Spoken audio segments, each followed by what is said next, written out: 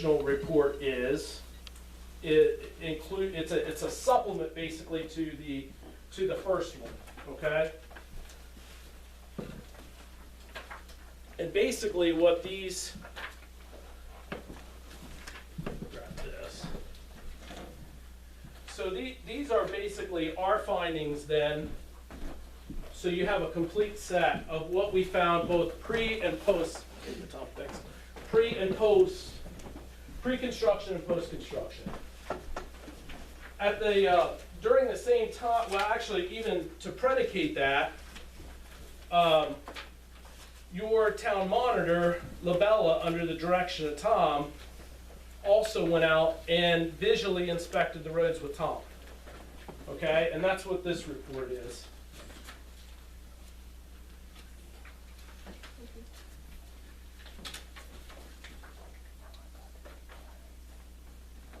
And there's an accompanying letter there, that just a cover letter basically to me,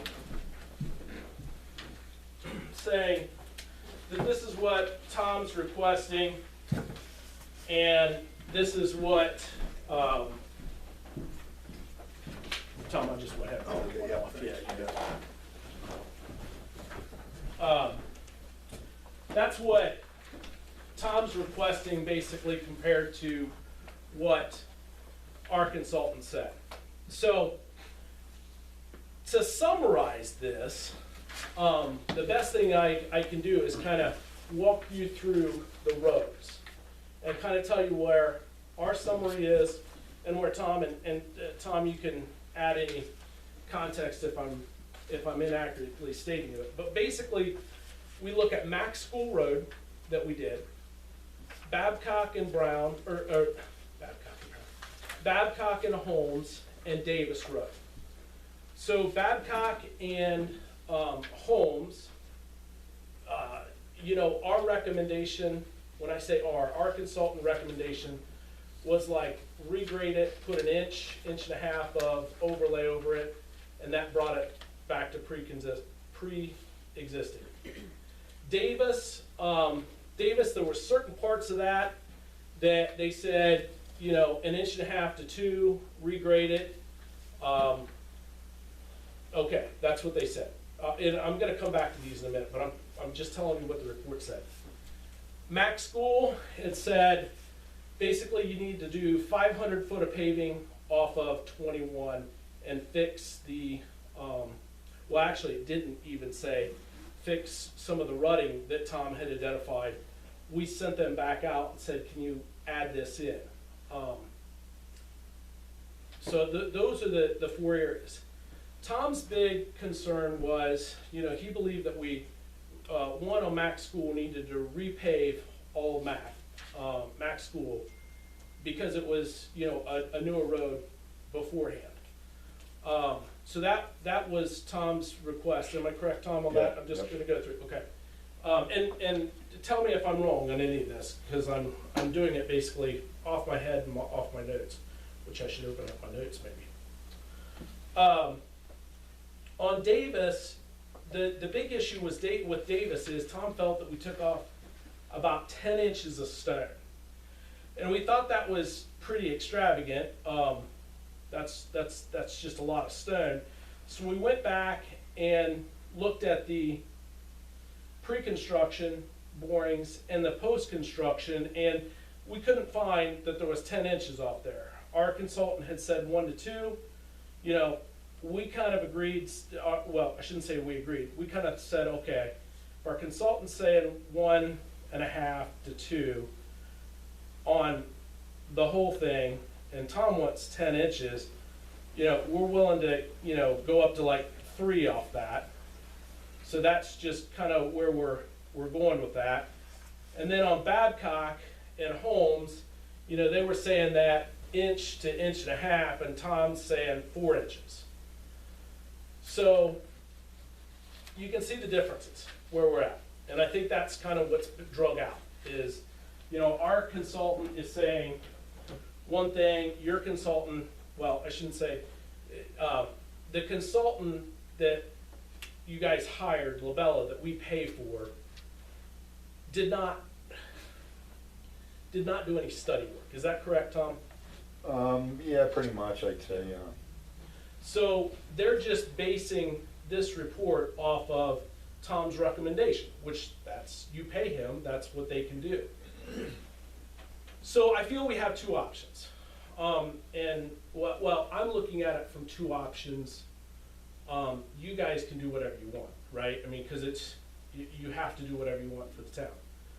One option, I believe, is that we could try to come with a dollar amount settlement, okay?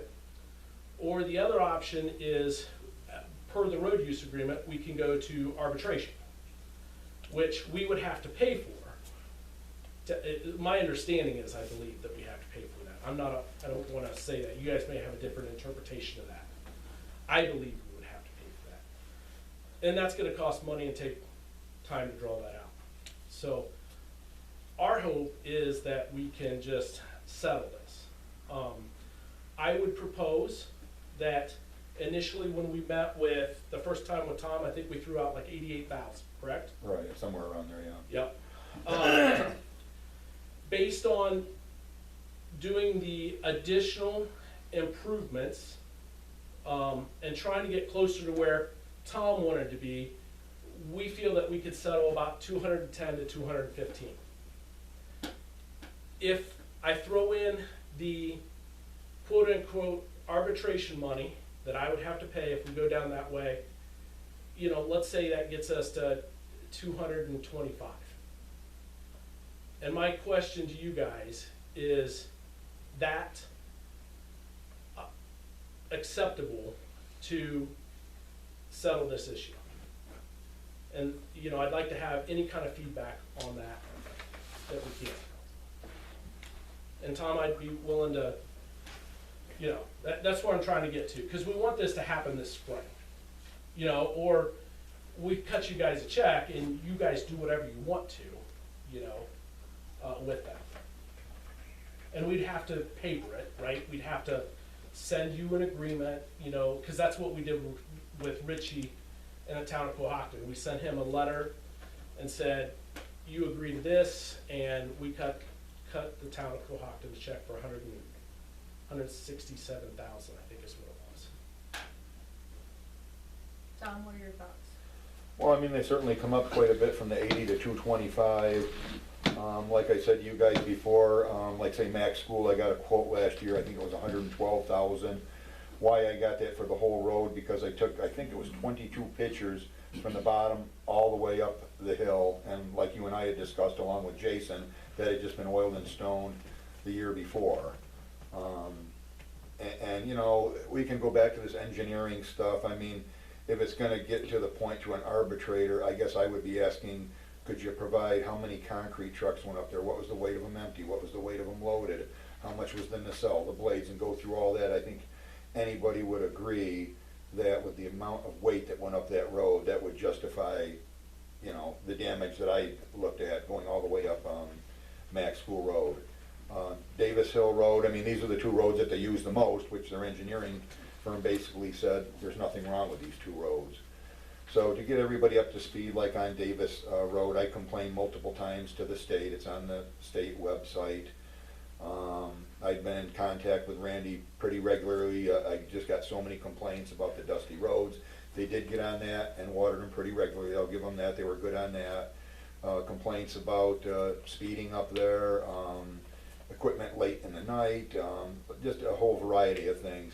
It finally came to a head when one of the residents up there, when I was talking to him, I had sent an email to Randy and he didn't think the road was that bad. The team went out and looked at it, and I spoke to one of the residents up there who had a heart condition and was concerned about that the ambulance would not be able to make it up there. And I can tell you the ambulance wouldn't be able to make it, I don't believe. I mean, I had to put it in four-wheel drive to get up there. So we kind of had we talked about it, and they sent a crew up there and they scraped a lot of that slop off. And 10 inches, yeah, it could have been more, it could have been less. They obviously didn't do the whole thing down at the bottom, but that's another whole issue. When there was holes down there that I filed a complaint to the state, they didn't bring material down, best I can tell. They dragged it from the road up to fill the hole in. So it wasn't, but there's just so many issues with that. I mean, obviously with this number here, the settlement number, I'd like to talk to the board about it. But there was a lot of issues with Davis Road. They did bring, I don't know how many loads, I asked about that, how many loads you guys brought, I still never got an answer on that. Holmes Road, geez, I don't know, we must have 1,000 pictures of just regular vehicles that went up there. And, you know, they go up there, I've got so many pictures of the mud up there where it was just tore up, and that was why I went with the 4 inches on that. Now, when I was up there ditching that road for, I don't know, 2 or 3 days, I think we had 1 car go up there. So just to compare, you know, 1 car for 3 days compared to the thousands of, you know, vehicles that went up there. Where else were you talking? Davis, Mack, Holmes, and was it Babcock? Babcock, I met with the team. I don't even think they were in the original report. There was 1 pipe that I did show Randy that was rusted out, and we talked about that, and I was under the assumption they were going to repair that, and we went over, and then they decided not to. And then there was another pipe further on up the road, which I didn't even notice, it was completely rotted out. That was, I think that was a 3-foot pipe. So there was a lot of issues with these roads. I mean, I've expressed that to Jason before. I know when they were doing the core boring up on Davis, somebody went by and they were doing it on the edge of the road, which to me, when I asked the question, was it done really close to the same spot? Well, it was done in the same vicinity. Well, what does that mean? You know? I mean, to get an accurate reading, I would think, well, you would do the core boring within 1 foot, not 8 foot over. Well, they were witnessed doing it, the core boring on the edge of the road. Well, why is that significant? Well, because when they graded that, the slop went to the edge of the road and filled the ditching in. So, and we went up and graded it a couple times. It still needs to be ditched. I mean, we had washouts this winter because a lot of that slop went into the ditch when he graded it. I mean, this stuff was like liquid mud. So yeah, they had a windrow of it, but it filled the ditches in, and I had just graded that road and ditched it earlier that year, just so there was no problems. I mean, the day we were finishing up the rolling, the concrete trucks were coming down, and they were already going as fast as they could. The trucks were bouncing, putting the washboard in there. That was another complaint I got all the time. So we did have a lot of issues with that, and I hope whatever agreement we come to on this, that, I guess my other concern is if these things do come in phase 2, we need to talk about that, because I think I don't have the exact wording where I was always concerned about, like where the state says you can lose up to 1 inch of material a year on the seasonal roads. Well, heck, you can lose that in 1 plowing. And it said they would be willing to work with the highway department. I mean, I guess I would rather, if they're gonna go down that road, maybe to put some type of a monetary value on that, where the town would be, you know, cut a check every year to make up for that. So, but there's been a lot of issues with the roads. I mean, and we've talked about this over and over, that, you know, Babcock wasn't even supposed to be used, and we've graded all these roads. You know, I think we've graded Davis after all this 2 or 3 times, and so that's where I'm at right now. Yeah, I don't have I mean, yeah, that's, I don't disagree, I don't totally agree, Tom, but, Yeah. you know, we've got a different opinion on that. Yeah, well, I mean, I'm on them every single day, you know. Sure. It's people come around once in a while, so. Yep, Jason, yes. is this, offer just for before the windmills come? That is just for now. Just for now? Yes. It's So- not after? No, that is for right now. This is a settlement for phase 1. So just so you know, and I think this is a good point, a good discussion, Tom, that we will have to, this summer, because we're not gonna be able to start construction this summer because we still don't have a permit. We can't clear trees. So we're not gonna start at the beginning of summer. So at the beginning of summer, once the freeze thaw gets done and the roads are in the shape that they should be to go out and do these borings, we will have to reevaluate all the haul routes that we plan to use for phase 2. And a new study will be drafted, and the roads will be videotaped. So that way we have a starting point, so that when we go through construction for phase 2, we have something to revert back to, because we're gonna have these same discussions and these same issues post phase 2. It's just part of the process.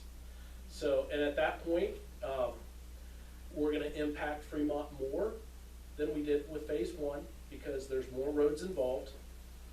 So it'll be either another settlement, or, you know, we'll agree to, you know, whatever we agree to at that time, we'll do that. So this is purely for phase one. It's a great question, Cindy.